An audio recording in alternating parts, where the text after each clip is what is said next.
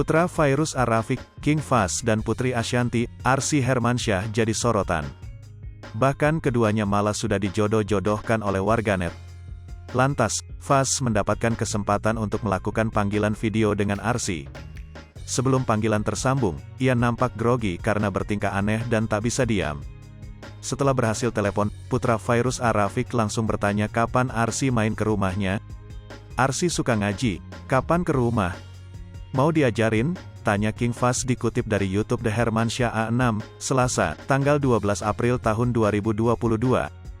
Arsy dengan suara lembutnya pun mengatakan bakal meluangkan waktu terlebih dahulu. "Entar cari waktu dulu ya kak," jawab Arsy. Namun secara tiba-tiba, Fahz meminta agar Arsy mengenakan hijab. Ia mengaku ingin melihat untuk yang pertama kali. Pakai hijabnya dong, pengin lihat," ujar Fahz. Fahz pun sempat meluapkan kekesalan karena Arsy terlalu lama memakai hijab. Akan tetapi setelah itu, ia dibuat terperangah dan langsung memberikan pujian. Bocah laki-laki berusia 10 tahun ini mengatakan, Arsy sangat cantik dan menggemaskan. "Wow, Arsy cantik banget, Masya Allah. Lucu banget, gemes," ucapnya. Meski begitu, panggilan video keduanya tak lama karena ada gangguan koneksi buruk.